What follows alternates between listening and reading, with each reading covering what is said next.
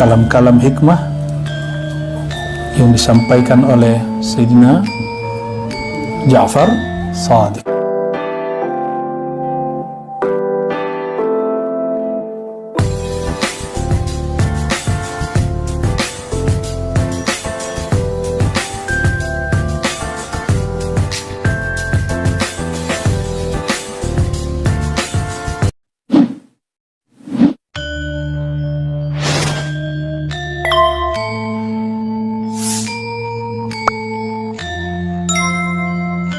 Beliau yang belum saya sampaikan adalah doanya. Beliau punya amalan doa, Allahumma a'izni bi ta'atik wa la tukhzilni bi ma'siyatik. Itu doanya. Allahumma a'izni bi ta'atik. Situ cetakannya begitu. Oh, di situ wala tukhzini. Sama tukhzilni dia muradif. Wala tukhzilni bi ma'siyati. Ya Allah, kuatkan aku dengan taat dan jangan hinakan aku karena maksiat.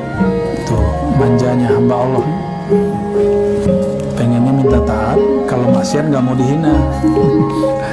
Itulah ajaran Imam Ja'far, mengajarkan kita membangun harapan kepada Allah Subhanahu wa Ta'ala.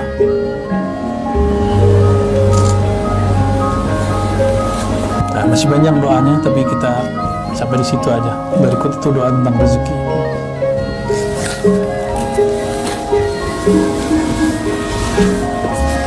Kita masuk ke nama berikut, jadi silsilah keberapa?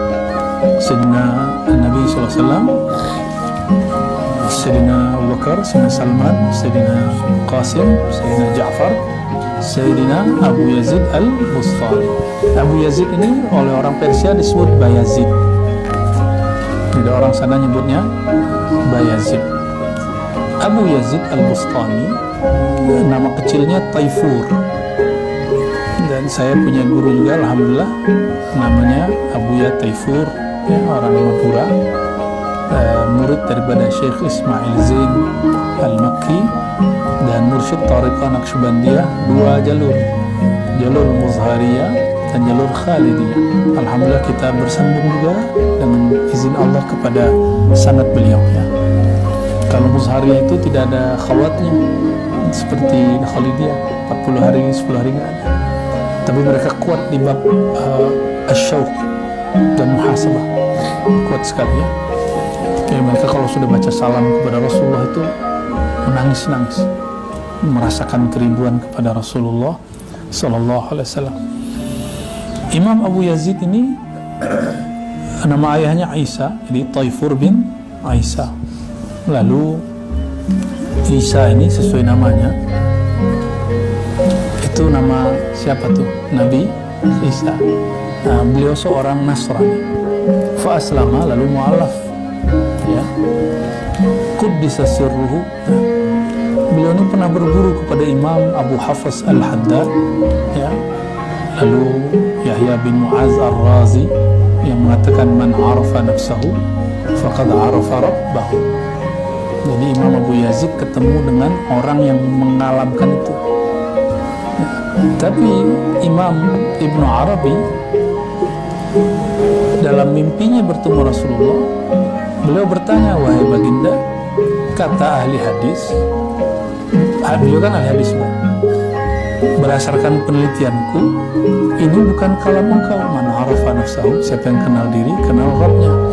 Ini bukan kalam engkau, tapi kalam Yahya bin Mu'az Ar-Razi. Apa kata beliau? Kata baginda Rasulullah dalam pengalaman rohaninya, itu kalamku. Sejak saat itu Ibnu Arabi menulis dalam kitab Al-Futuhat, qala Rasulullah SAW. Selalu Nabi bersabda.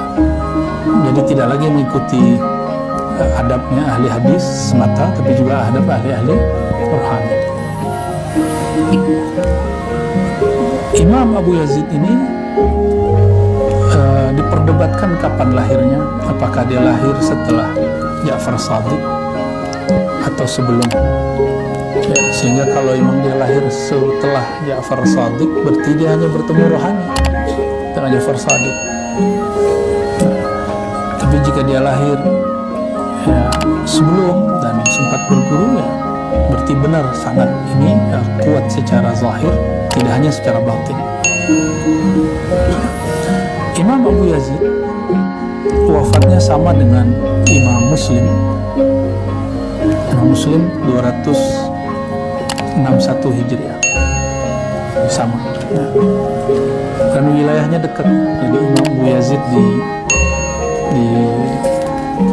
Taifur, di Bustam ya, di Persia, sedangkan Imam Muslim di daerah Naisapur. Apa kata beliau? Ini kalam-kalam ya, kalam-kalam indah beliau ya.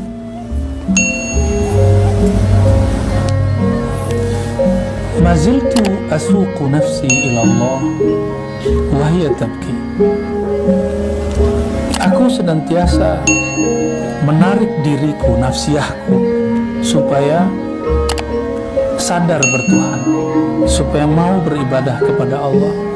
Wa hiya tabki, dan dia kesakitan. Tabki di situ menangis, tapi artinya kesakitan. Ya seperti tuan-tuan beberapa hari inilah. Berapa hari ini sakit kaki, sakit punggung. Nikmat sekali itu ya.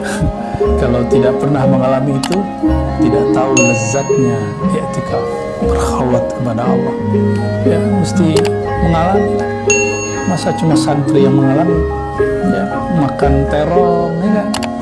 Apalagi sayurnya apa? Sayur kangkung. ya. Tapi ternyata rohani kita senang. Wah, bebanku berkurang. Karena rohani kita ini kalau makan yang bernyawa, yang proteinnya kuat, itu dia akan terbebani, dia akan kurang aktif. Karena dikalahkan oleh gejolak-gejolak nafsiyah kita. Ya. Nah, nanti ketemu di sini apa kata beliau, nyambung di sini. Aku, kata beliau, suktu nafsi ilallah wa hiya tabki ila an suktuha wa hiya tadhab. Lama-lama aku didik, dari kaki kesemutan, rasa kaki gajah, punggung sakit, lama-lama rasa sakit hilang, berikut dengan tertidur di dalam zikir.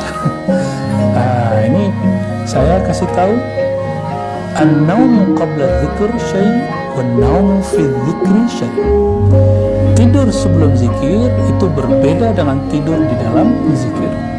Tidur sebelum zikir ghaflah, lalai. Tapi tidur dalam zikir, saat zikir tertidur, itu anugerah dari Allah SWT. Itu bukanlah tidur. Di saat ruhani kita Allah terbangkan. Cuma ketika balik ke badan, ada yang kita ingat, ada yang kita tidak ingat. Karena kemampuan kita secara rohani mengingat tidak sekuat Rasulullah SAW. Itu dalilnya ada. Rasulullah SAW mengatakan orang-orang yang tidur dalam keadaan suci, ala tahara, ketika dia tidur maka ruhaninya terbang ke alam malakut. Jadi saya mohon maaf ini rahasia yang ditulis mereka, dan Rasulullah pernah buka itu. Kalau kita berzikir, mantu zikir terus, dan berzikir lelah dan kaki sakit, badan ngantuk, mata ngantuk, terus zikir, lama-lama sakitnya hilang, badannya tidak terasa. Disitulah terasa seperti tidur, tapi itu bukan tidur. Ini bukan menghibur yang ngorok lagi zikir. Tubuhnya mati sebelum dia benar-benar mati. Nah, kalau ini dilatih terus, kata salah satu mursyid saya, orang ahli zikir, beliau masih hidup di negeri kita ini ya. Orang yang ahli zikir, jika rajin belajar zikir, berlatih zikir, dia akan meninggal seperti dia tertidur dalam berzikir. Nah, makanya kita latih-latih gitu. Jadi kalau tidak pernah mengalami itu, gimana nanti kita mau mati? Mati sedang main handphone, mati sedang nonton TV, mati sedang maksiat, na'udzubillah, mati sedang jalan-jalan, Mati sedang makan, sedang kuliner. Mati sedang apa? Mati yang terindah, mati dalam nama yang maha mematikan. Itulah an-naum fil. Jadi kalau itu terjadi, mati. Dan tidak akan sering terjadi. Nikmatnya yang ada mungkin tiba-tiba hilang, tapi tidak ada nikmatnya. Tahu-tahu sudah masuk alam lain, alam kubur. Kalau tidak balik, mati suri. Syukur-syukur balik. Ya, kita berdoa semoga umurnya panjang dalam taat kepada Allah Subhanahu wa taala. Ya.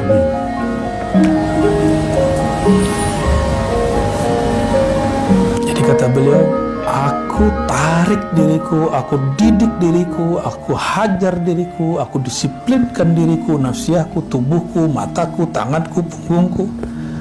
Dan dia yabki, ya tabki, ya semuanya mengeluh. Jadi ketika kaki kita kesemutan, dia sedang ngasih tahu, woi sakit, woi sakit, punggung kita ngomong, hoi yang punya tubuh sakit, tidur. Jadi demo dia. Dan tidak semua yang demo itu harus dituruti, karena yang demo itu kadang dia tidak tahu apa yang sebenarnya sedang terjadi. Bahwa di dalam ini sudah ada mekanisme gaib, khazanahnya Allah sedang Allah turunkan melalui tetesan kalimat Allah. Satu nama Allah masuk dalam kalbu, seumur hidup cukup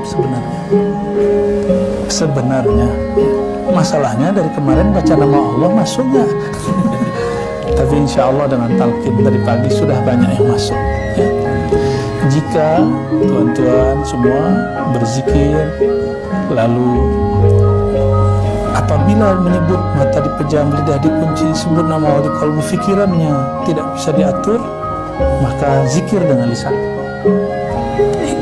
sekitar 33, 70, 100, balik lagi ke dalam kalbu, kunci lagi lidahnya. Itu ya, itu caranya.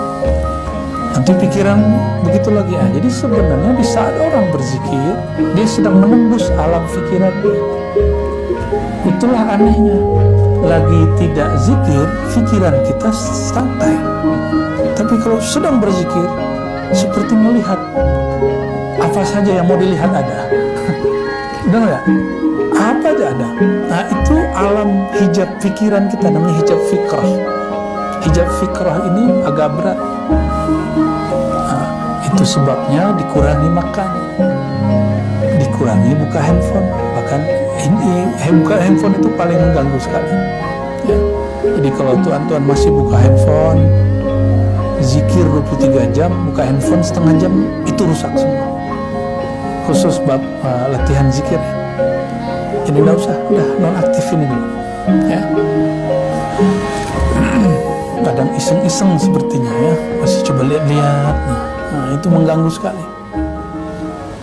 Jangankan kita, ada orang ahli zikir, dia tidak suka menggosip, bercerita tentang aib orang.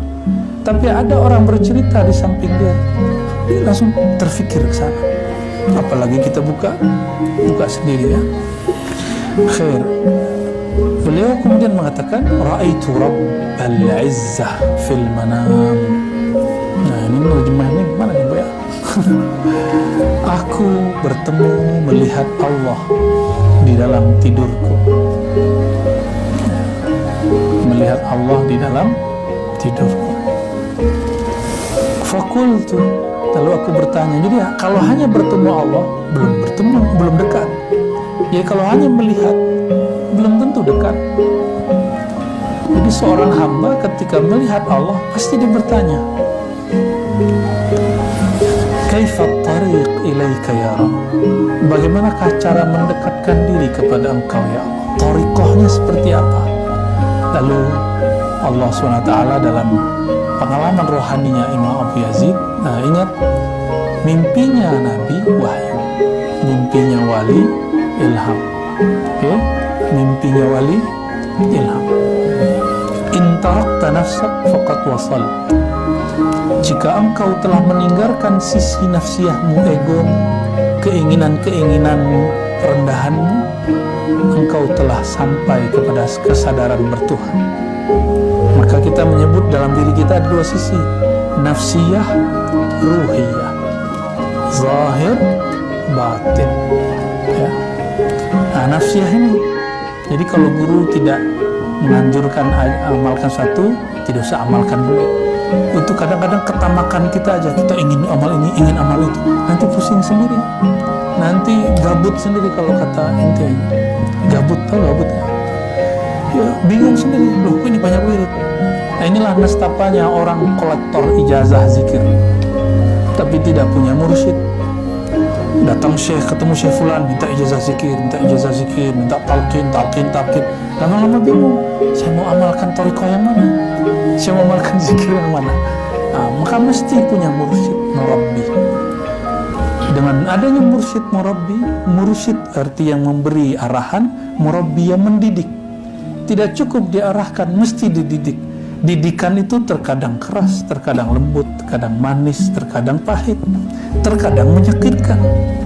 Murid yang tidak shadiq, tidak sungguh-sungguh, ketika didikan itu menyakitkan, dia kemudian khianat kepada gurunya. Tapi murid yang shadiq, jika didikan itu menyakitkan, tapi bagi dia ini hari rayaku. Ya. Kita kalau tidak pernah, saya ini dulu kan kidal oleh ibu saya di depan orang ramai lagi pesta, almarhumah ibu saya kemudian pukul. Malu ini bukan main. Maka setiap kali mau makan tangan kiri, saya ingat malu itu. Sekarang terasa kan ya, lebih enak pakai tangan kanannya, walaupun kita tidak menghina orang yang pakai tangan kiri. Lalu pertanyaan berikutnya itu bagaimana cara mendekatkan diri. Sekarang bagaimana cara memperoleh ma'rifat, knowledge, pengetahuan tentang engkau ya Allah. Apa jawaban beliau? Jawaban Allah dalam rohaninya, bibatnin ja'in wa badnin 'arin. Dengan merehatkan perut, ya, lalu menyederhanakan penampilan. Ya, biasanya pakai baju bagus-bagus, ya, celananya keren. Sekarang sarungnya kusut. Ya, apa-apalah ya. Pakai ini lagi ya, hirqah. Biasanya tidurnya kasurnya tebal ya. Sekarang tak pakai kasur. Lagi ini kasur lagi. Ada kasur lagi. Kasur tipis. Kasur lipat, masya Allah. Ya, kami jadi santri bertahun-tahun tidurnya seperti itu. Ya, kalau ada santri, murid-murid kita tidak pernah merasakan tidur begitu, suul adab. Ya, jadi harus pernah merasakan tidur begitu walaupun hanya 10 malam. Nah, kami bertahun-tahun seperti itu, sehingga nggak nyaman tidur, maunya baca aja. Tidur, kasurnya tipis, sudah baca aja. Ya. Mau tidur, zikir, begitu terus. Jadi dibuat kondisi begitu supaya tubuhnya tidak nyaman lama-lama tidur. Dan coba rasakan ketika koneksi keluar dikurangi, tidurnya sedikit tapi terasa nikmat sekali. Terasa betul-betul tidur ya, tidak ada gangguan, benar ya? Alhamdulillah ya. Bagaimana cara memperoleh ma'rifat? Ini baru zahir ini. Kosongkan perutmu, wadah. Tanggalkan pakaian. Maksudnya, kosongkan wadah batinmu. Lepaskan jubah-jubah keilmuanmu. Sehingga barulah Allah memberikan ilmu kepadamu. Kalau kita masih merasa berilmu, itu ada jubah kesombongan. Allah tidak kasih kita ilmu, dia sudah merasa berilmu. Nanti diajaran zikir, zikir ini mah sudah saya amalin sekian tahun. Itu orang nggak akan nyaman. Yang lain sudah nikmat, dia nggak nyaman berzikir. Maka saran saya nanti berguru ke siapa saja, lalu tutup dulu. Jadi kita berguru itu anggap banyak file. Guru A filenya 1, file 2, file 3, banyak guru gak apa-apa. Ketika berguru ke si fulan, tutup file yang lain, pakai filenya dia aja.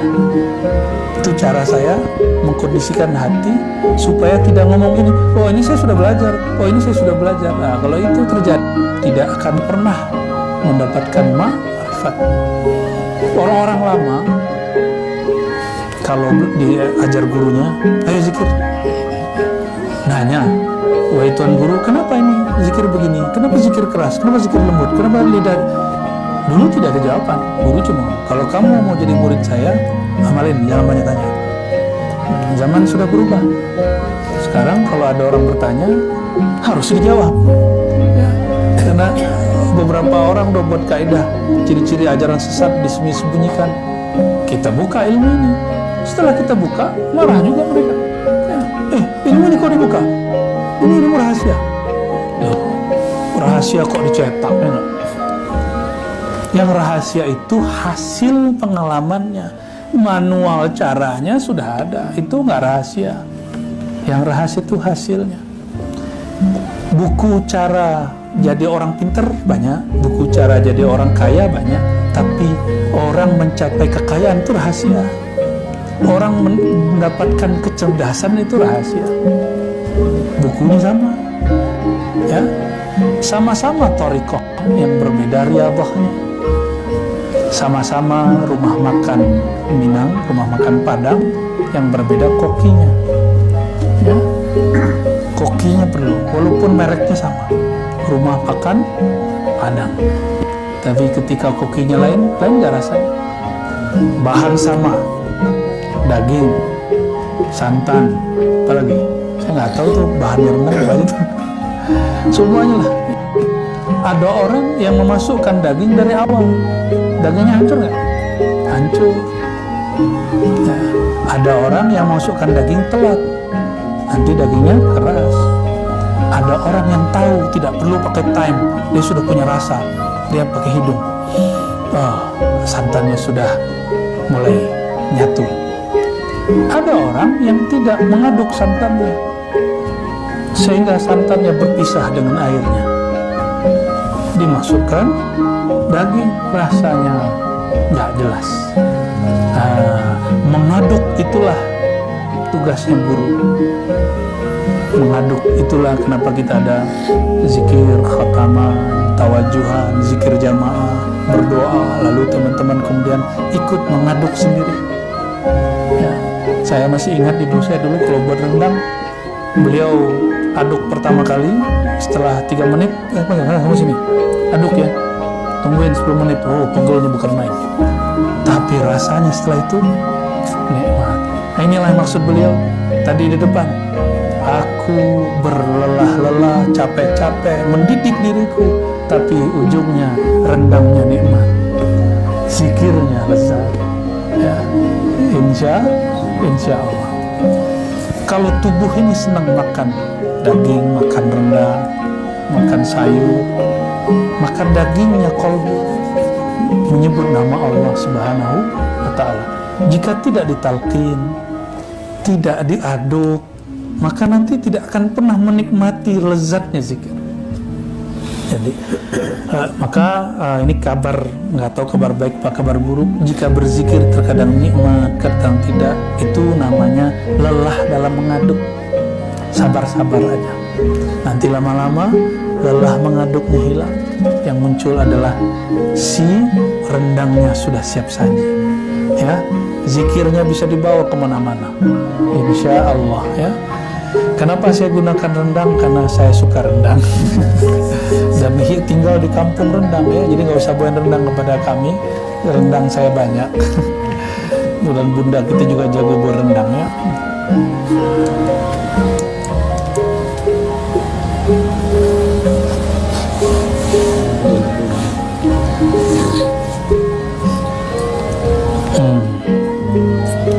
Jadi ada orang bertanya kepadanya, Ma syaddu ma laqita fi sabilillah. Apa ujian paling berat yang engkau rasakan ketika berjuang di jalan Allah Subhanahu wa Ta'ala? Bisa jadi mujahadah ya Allah. Jawaban beliau, la yumkin wasfu. sulit saya ceritakan. Faqila, kalau mau diceritakan juga, ma ahwana ma laqitu, tidak adalah yang lebih berat, seberat-berat apa yang aku temui. Ma laqita nafsa, yang paling berat itu dirimu sendiri. Nah, maka kemudian beliau mengatakan, faqala amma hadha fa na'am, da'utuha ila syai' min at-ta'at falam tujibni famana'tuha anil ma' sana. Jadi kata beliau, jiwa ini paling sulit diatur. Jiwa kita ini paling sulit diatur. Dulu beliau gurunya sudah wafat, maka beliau mengikuti isyarat-isyarat rohani. Jadi orang-orang zaman salafus saleh ini kan salafus saleh, mereka tidak seperti antum hari ini, ada mursyid, ada murabbi yang bisa mendidik, menunya sudah ada. Kalau dulu mereka tidak, mereka menemukan polanya sendiri. Apa kata Imam Abu Yazid? Aku mengajak diriku ini taat malam hari supaya bangun, siang supaya zikir, tapi famana'at, dia tidak mau, tubuh ini nggak mau, jiwa ini nggak mau. Lalu apa kata beliau?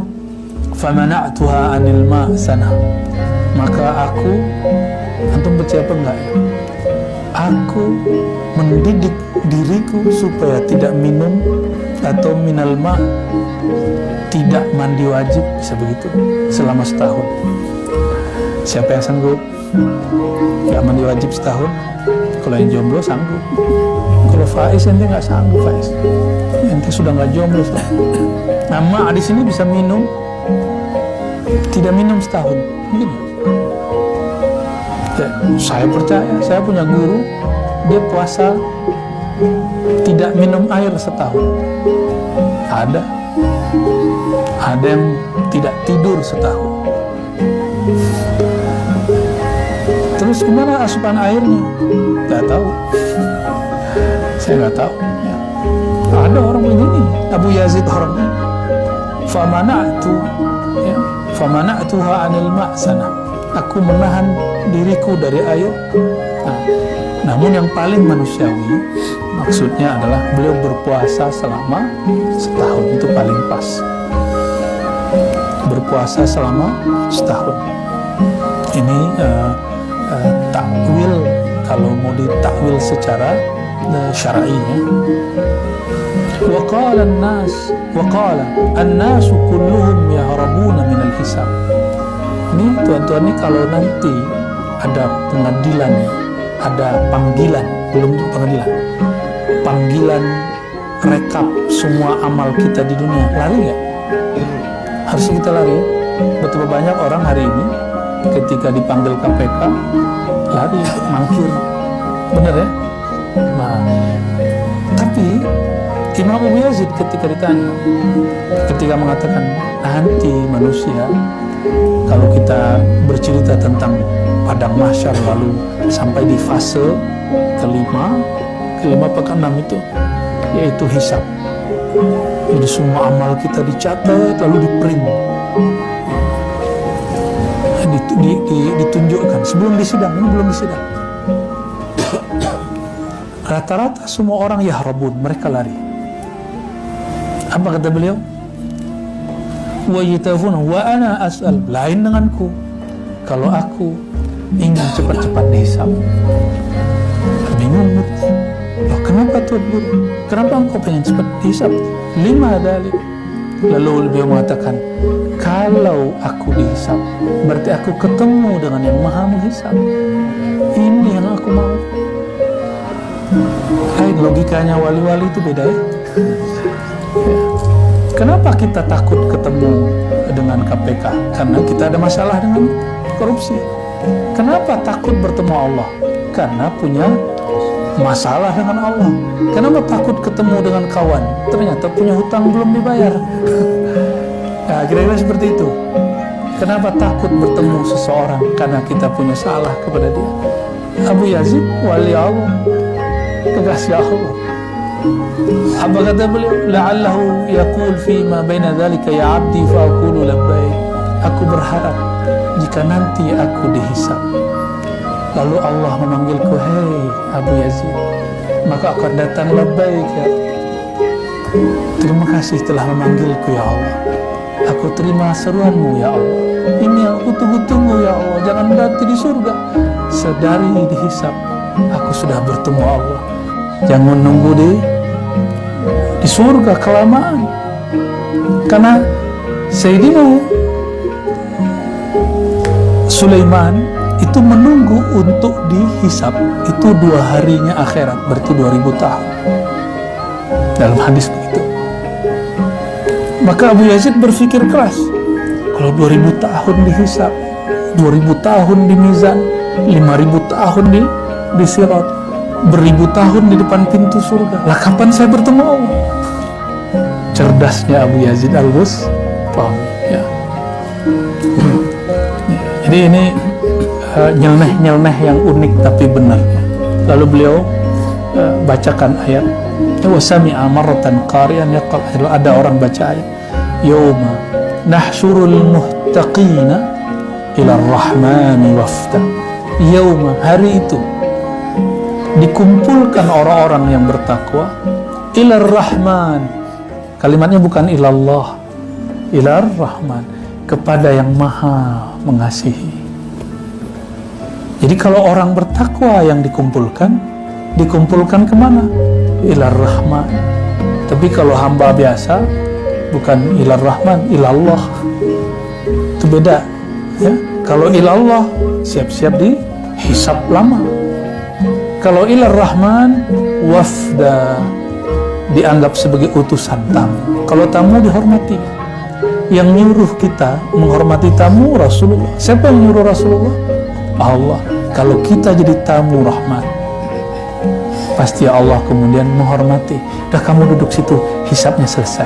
Maka Sayyidatuna Aisyah bertanya, wahai Rasulullah, apakah semua orang dihisab? Betul, tapi hisaban yasir, hisab yang ringan, formalitas ya. Masuk ke satu negara, ditahan dulu nggak? Imigrasi ya. Atau gimana? Mungkin antum punya catatan yang gelap dalam catatan dia, atau langsung masuk, tidak fingerprint, tidak difoto, langsung masuk. Atau ada yang lebih spesial lagi, jalur khusus. Ada yang jalur-jalur begitu. Nah, itulah orang-orang spesial yang jalur khusus tadi ya. Fabaka hatta jarad dam'u 'ala al-minbar wa saha qailan ya 'ajaban kaifa yuhsharu ilaihi man kana jalisun. Bayangkan kalau yang dipanggil, yang dikumpulkan itu teman ngobrolnya Allah di dunia, bagaimanakah cara Allah menghisapnya? Bagaimanakah cara Allah menyambutnya? Ketika kalimat ini dibacakan dengan zauq waktu itu, maka semuanya berteriak ya. Saya sudah lewat halnya kemarin ya, di kamar, di ruang. Di sini kita baca yang sederhana. Jadi ketika Sayyidina Abu Yazid menyampaikan ini, beliau ingin berkalam. Allah dulu semasa di dunia berkalam lewat Sayyidina Muhammad SAW. Ana jalisun man dzakarani. Akulah teman ngobrol, teman duduk jalis, orang yang nyebut-nyebut nama aku, orang yang selalu meneteskan nama Allah di kalbunya, yang mengguncangkan nama Allah di dalam dadanya. Ana jalis, akulah teman duduknya. Jika nanti dihisab, kira-kira Allah menyambutnya seperti apa? Jika nanti si hamba dipanggil, wahai hambaku, maka si hamba akan jawab, labbaik ya Rabb, labbaik ya Rabb, aku terima panggil engkau ya Allah. Oleh karena itu, jadilah jalisullah fil ardh, teman ngobrolnya Allah di muka bumi. Sebutlah namanya lebih sering, maka nama kita akan sampai di sisinya. Bahkan sesekali diajak bicara. Makanya Imam Abu Yazid dalam zikir, Abu Yazid ini tidak pernah tidur merubah, dia tidurnya pasti duduk. Jadi jika dia mengatakan ra'aitu rabbi fil manam, aku bermimpi bertemu Allah dalam tidur, itu di dalam zikir. Dia lagi duduk, di bertemu Allah. Tubuhnya di bumi, rohaninya mi'raj ke arasnya. Wali-wali tubuhnya di bumi. Kalau Nabi Muhammad SAW dengan tubuhnya naik ke aras. Itu Sayyidina Abu Yazid Al-Bustami. Maka ada beberapa riwayat bahwa Abu Yazid Al-Bustami ini setiap hari rohaninya naik terus. Setiap hari. Karena dia setiap zikir, tubuhnya seperti tertidur, tapi rohaninya terbang. Orang melihat dia ngorok, mengkur, tapi rohaninya. Dan orang seperti itu akan ada setiap masa. Dia tidurnya bukan tidur. Apa kata baginda Rasulullah SAW? Tanamu ainaya, yanamu ainaya, wala tanamu qalbi. Mataku tertidur, badanku terlihat lemas, hidungku mendengkur, tapi kalbuku tetap terhubung kepada Allah Rabbul Alamin. Itulah amalan beliau. Maka sekali seumur hidup mesti merasakan ini. Walaupun sekali, syukur-syukur berkali-kali. Mata tidur, hati bangun. Bangun dengan apa? Dengan zikrullah. Karena orang yang berzikir kal hayy, seperti orang yang hidup. Jadi tuan-tuan ini kalau tidak zikir itu dilihat oleh ahli marifat bangkai yang sedang jalan. Tapi kalau zikir terlihat ada cahaya. Cahaya. Nah, apa beda zikir kita dengan hewan dan tumbuhan? Yusabbihu lillahi ma fis samawati wal ard. Bertasbih yang di langit, yang di bumi. Malaikat berzikir karena doruri, karena tabiatnya diciptakan seperti robot nur. Jadi dia diciptakan begitu. Tumbuhan sama. Ini kalau ada nanti beberapa kita akan diizinkan Allah mendengarkan tasbihnya pepohonan, tasbihnya air. Tidak semua dapat, hanya beberapa orang, termasuk tasbihnya benda-benda, tasbihnya hewan. Tapi semuanya bertasbih ittirari, karena Allah paksa dia. Kalau manusia berzikir ikhtiyari, karena dia sadar memilih dia berzikir. Itulah sebabnya kenapa kaki terasa sakit. Jadi nikmati itu. Itulah kenapa yang dapat pahala dari zikir bukanlah hewan, bukan tumbuhan, bukan juga malaikat. Yang dapat pahala itu manusia. Ya. Pahala tertinggi adalah ridha Allah Subhanahu wa ta'ala. Nah, lalu ada orang datang kepada beliau bertanya. Nah, ini sunnah kalau datang kepada guru. Ada yang kurang berkenan di hati kita, ada yang kurang kenapa zikir tidak nikmat, segala macam lah. Tanya kepada guru jika memang adab kita ada di sana. Ada orang datang kepada beliau lalu bertanya, dullani ala amalin ataqarrabu bihi ila rabbi. Wahai Tuan Syekh Abu Yazid, dullani, tunjuk, ajarlah aku, bimbinglah aku. Maka guru itu dalil ilallah. Jadi dalil syariat itulah mushaf Al-Quran. Tapi ruhaninya Quran, dalilnya dipegang oleh siapa? Oleh kekasih-kekasih Allah. Maka orang yang langsung baca Quran tidak akan ketemu, karena Quran itu ada simbol-simbol. Yang memahaminya orang yang memahami simbol itu. Lalu Sayyidina Abu Yazid ketika ditanya, tunjukkan aku jalan untuk mendekat kepada Tuhanku. Apa jawaban beliau? Ahib awliya Allah. Cintailah kekasih-kekasih Allah. Cinta itu tidak bersyarat. Ya. Cinta tidak bersyarat. Kalau bersyarat bukan cinta. Itu namanya modus. Ya.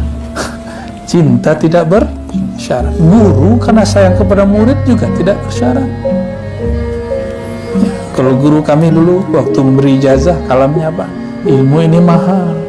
Kamu beli berapapun tidak ada yang dapat membelinya. Nama Allah, mau beli pakai apa? Saya pun tak sanggup beli. Ya. Tapi karena sayang guru, diberikan juga kepada murid. Nah, maka kita beruntung punya guru-guru yang bersambung rohaninya kepada Sang Maha Guru, yang mengajarkan nama Allah yang mahal gratis. Ya. Makanya makomnya guru itu tinggi. karena dia mengajarkan ilmu gratis. Ya, itu dahsyatnya guru-guru itu. Dia tidak pamrih, ada dia syukuri, tidak ada dia polos. Tidak ada kemudian di hatinya merasa sesuatu. Nah, itu salamatus sodornya guru. Salah satu sodornya murid ya, menghilangkan penyakit-penyakit kolbu. Ahib awliya Allah liyuhibbu. Cara jalan pintas engkau mendekat kepada Allah. Ini jalan tol highway. Ya, kan ada jalan panjang. Nah, kita sedang mencoba jalan panjang itu sedikit sembari mengambil jalan pendek. Jalan panjang itu mujahadah riyadhah, mesti lakukan supaya tahu manis pahitnya bermujahadah kepada Allah. Apa kata beliau? Jalan pintas, jalan ringkas menuju Allah. Cintailah kekasih Allah, maka mereka akan mencintai kamu. Kalau mereka masih hidup, ya, bantu mereka. Tahadu tahabu, saling berbagi hadiahlah kamu, maka kalian akan saling mencinta. Nah, itu bahasanya. Kalau sudah wafat, kirimkan Fatihah, kirimkan La ilaha illallah. Maka nanti ada di hari terakhir kita insya Allah khatam tahlil, semoga sampai satu orang 70.000 kita kirimkan kepada ayahanda dan guru-guru kita yang sudah meninggal. Kalau yang masih hidup, tunggu dulu, kita kirimkan kepada mereka. Ini hadiah, biar kami lelah di sini, kalian cukup asik-asik di sana. Itu tanda cinta kepada guru-guru, kekasih-kekasih Allah. Insya Allah itu 3 hari terakhir ya. Insya Allah nanti. Jadi dalam besok pagi kita ada mungkin zikir baru, wallahu alam, kita lihat keadaannya. Apabila Allah ingin melirik kepada alam, yang Allah lirik bukan dunia. Allah tidak pernah melihat dunia munzu awal ma khalaqah Allah. Dari awal Allah menciptakan dunia, Allah tidak pernah melirik dunia. Maka siapa yang mencoba melirik dunia, Allah tidak akan tatap dia. Jadi cukup dunia naik kepada kita, mendekat kepada kita, kita tidak usah tatap dia. Nah, ini penting sekali ya. Lalu apabila Allah memandang kepada alam, kepada siapa Allah memandang? Kepada wadah yang di situ tertulis namanya. Siapakah wadah itu? Itulah qalbu Sayyidina Muhammad SAW. Maka Allah hanya menatap qalbu Sayyidina Muhammad SAW.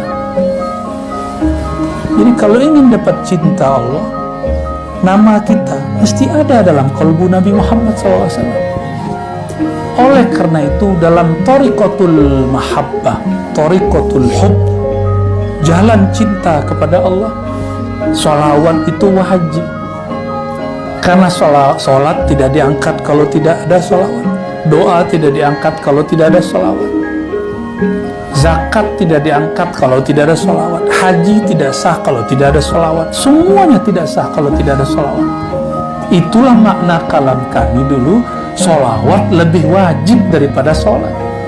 Karena sholat itu baru naik kalau sudah bersolawat. Cuma orang tidak mau paham, maunya rame-rame aja, mau tengkar-tengkar aja terus. Hobinya bertengkar terus. Beragama kok untuk tengkar-tengkar. Kita beragama itu kalau salah saling melengkapi, kalau keliru saling meluruskan, kalau kurang saling menambahkan. Sepakat?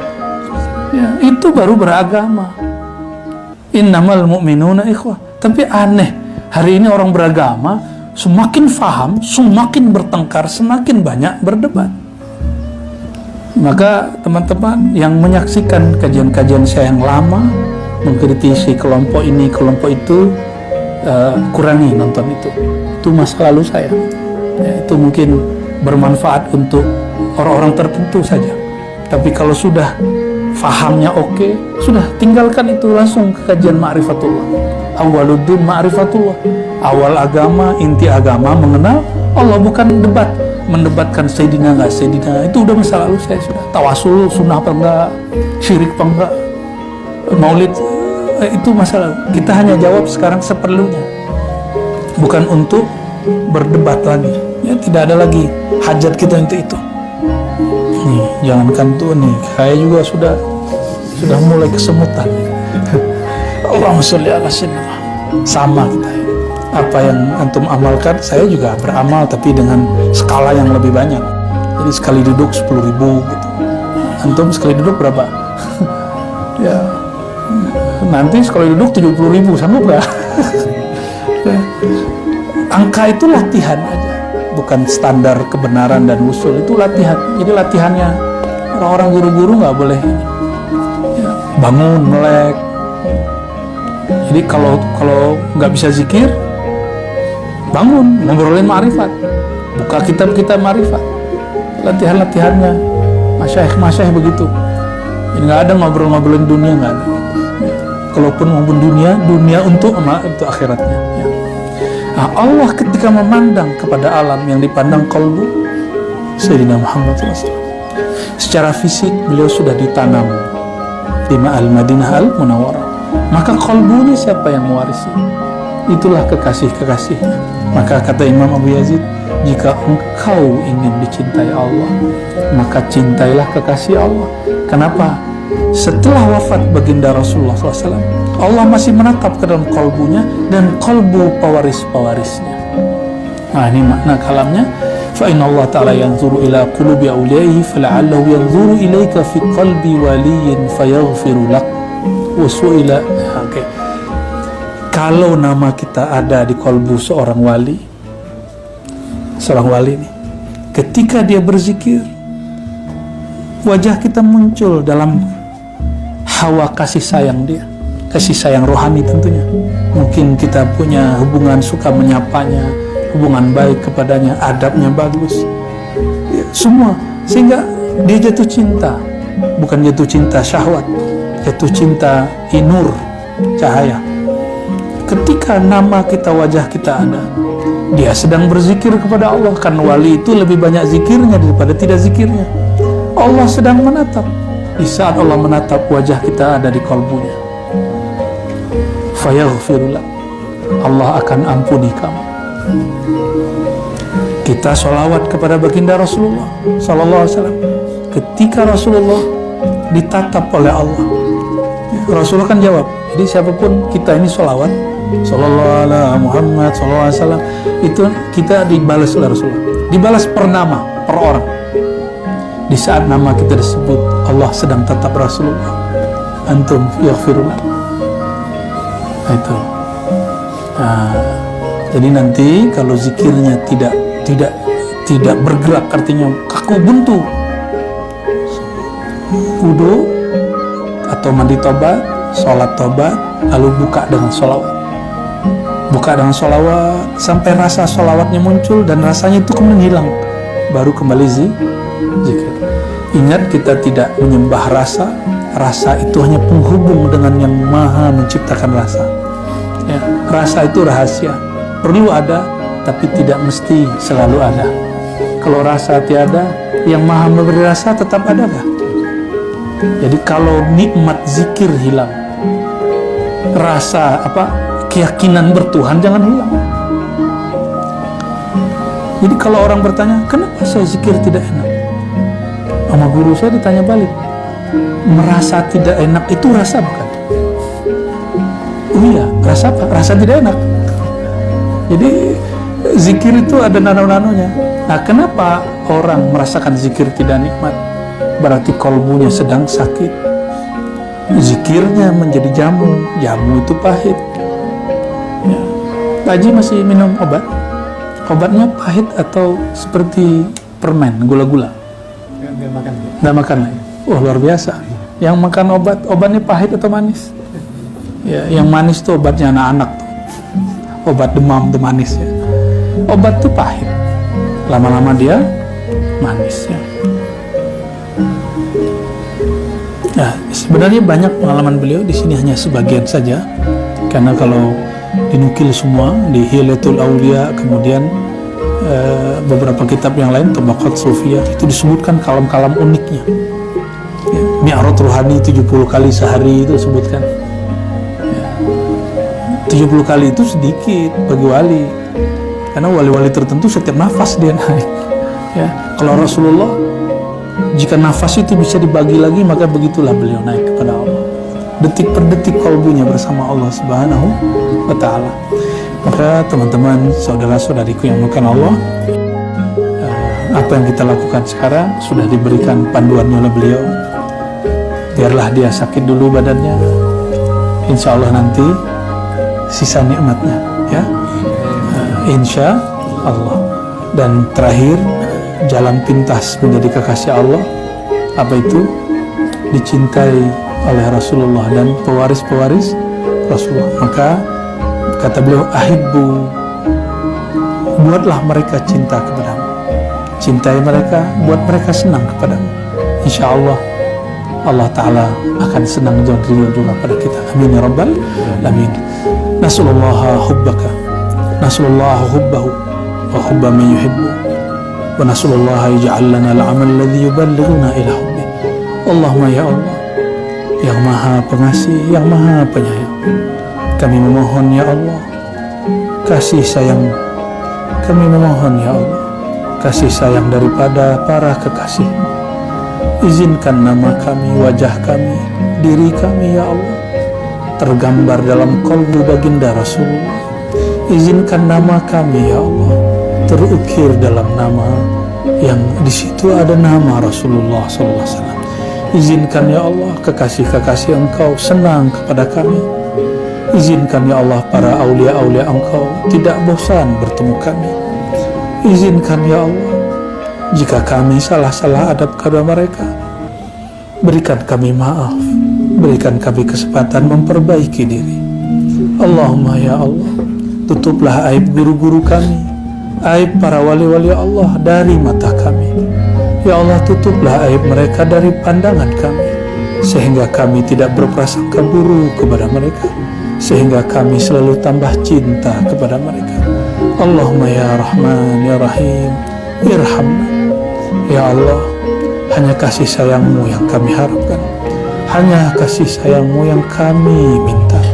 Ilahi anta maqsudan wa ridhaka matlubi, a'tini mahabbataka wa ma'rifatak.